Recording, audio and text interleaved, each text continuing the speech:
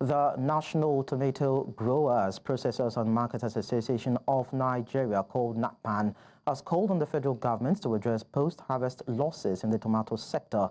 NATPAN Chairman Rabiu Zuntu emphasized that government support could enable smallholder farmers to access essential equipment to reduce waste, boost value addition, and enhance sector growth. This morning in our studios, we have Ayola Adetiloye, is the Executive Secretary, Produce Export Development Alliance.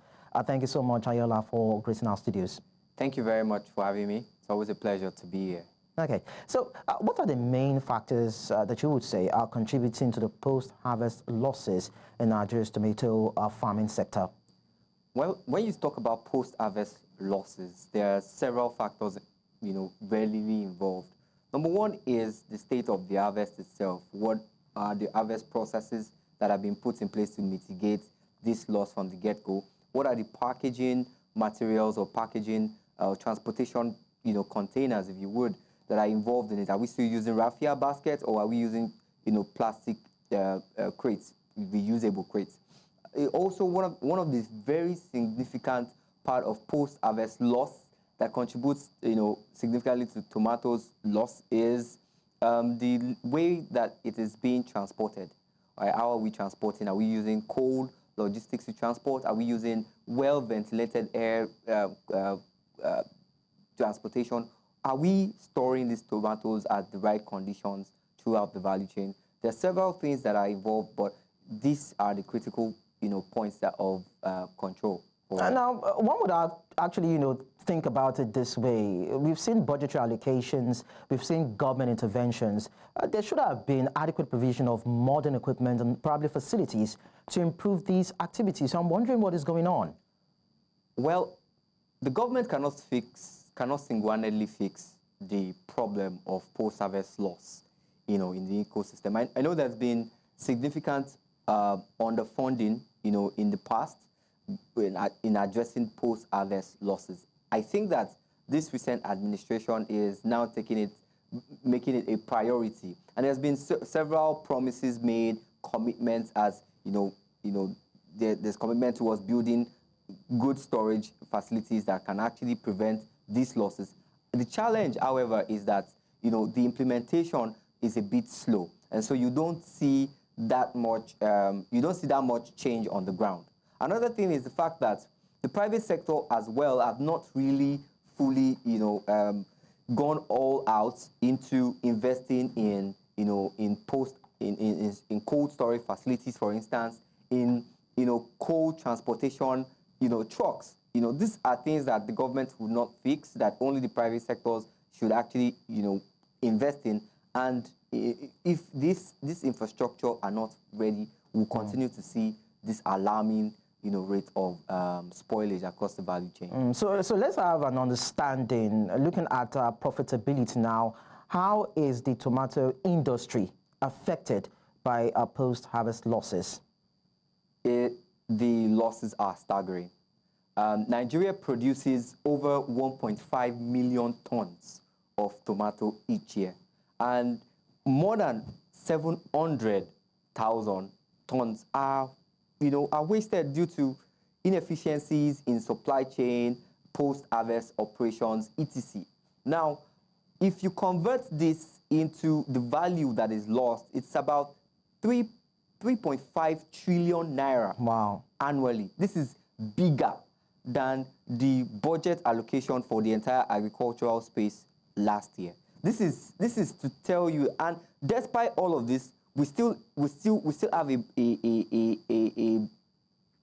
deficit of about 1.4 million tons of tomatoes that we import from other neighboring countries. This is a big problem, if you would. I can tell that tomato is one produce that almost every Nigerian can relate with. It's a product that affects directly almost all Nigerians, and we really need to trying to find a solution to this problem. And that seems to be affecting Nigeria's economy and, of course, talks around food security in the country. Earlier on, you talked about the fact that, the government can't do it all, the private sector will need to come into. But then in terms of probably, provision of loans, subsidies, and some other mechanisms that can come into play. How do you think these can be facilitated to ensure that, of course, players in the industry can actually get the facilities or the support that they need to scale these hurdles? Well, the first thing that we need to look in terms of intervention, government support, is what has been done in the past. I think that the previous administration, that's the Buhari administration, and the one before it, Goodluck Jonathan, they've really done a lot in terms of supporting farmers, actually funding agriculture.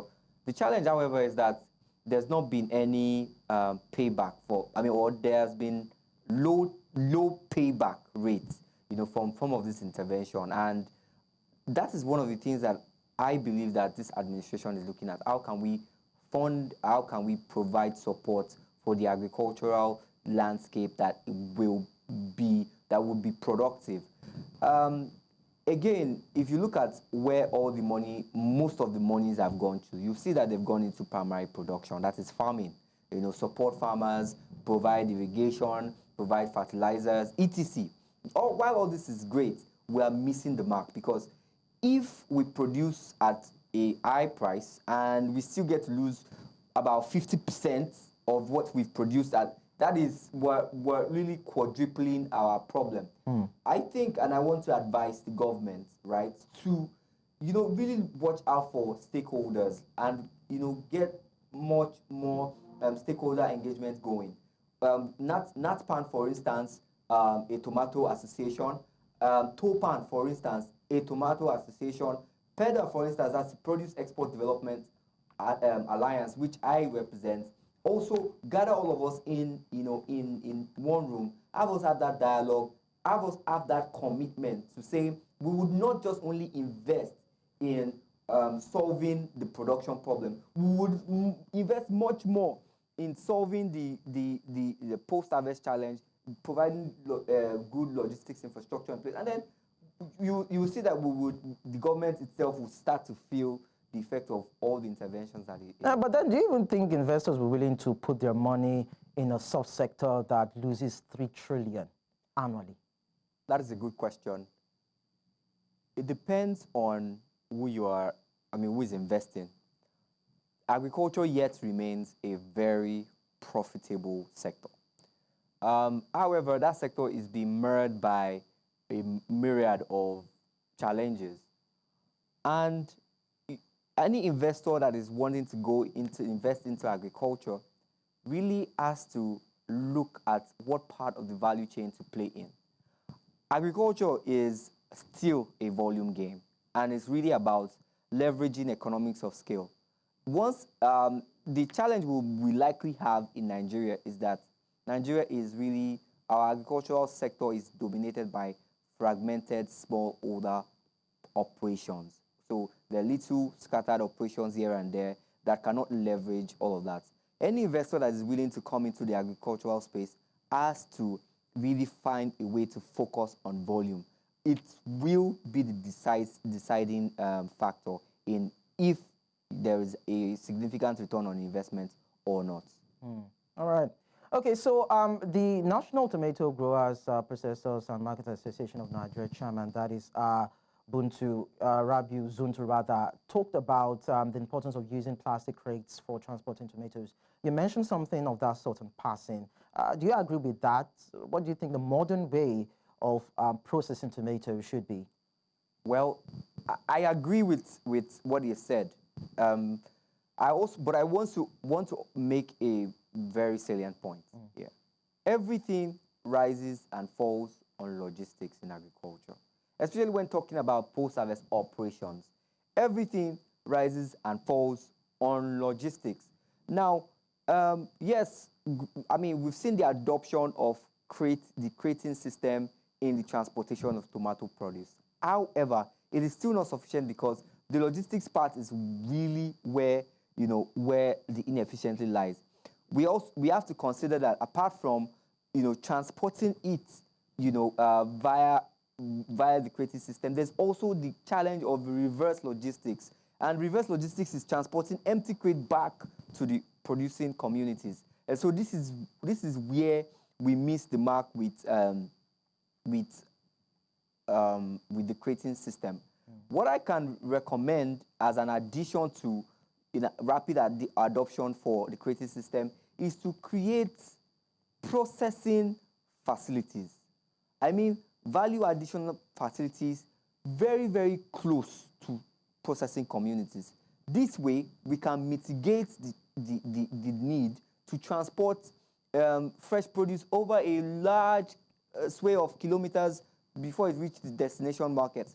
We can add value very close to the farm, right? Convert them into very shelf-stable products, and then make that, over 1,000 kilometers trip that, that is usually always the average reality of the, a kilo of tomatoes in Nigeria. And that way we would dramatically reduce post-harvest loss.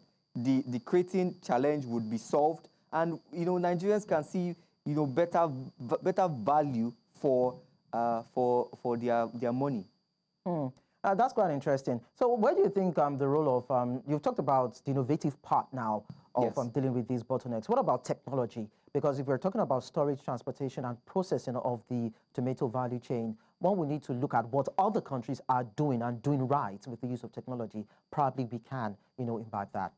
Well, when it comes to technology, and you also have to understand that there are several types of technology. There's digital technology. The O was once a technology. And, so there are new technologies out there that might not be fancy, that might not be digital in nature, but really drives up efficiency. So, for instance, cold chain infrastructure, they're one of the game-changing technology out there. If you look at what other countries do, especially our East African neighbors, Kenya, how they've been able to successfully manage their horticultural landscape, you see that there is a technology way of thinking. There's a technology process of moving products. Now, you might not really significantly point out to one particular technology, but the technology lies in the system itself, how the produce are being managed, how it is being transported, how it is being handled, how multiple handling is done. I mean, Kenya really supplies, a major part of European flowers. How are they able to do that in this hot climate of Africa, in the equator? That shows that you cannot really point to exact one technology that is responsible for that. It's a chain of technology. Okay. And that's what we need to adopt. A mindset and a chain of technology would definitely be a game changer for Nigeria.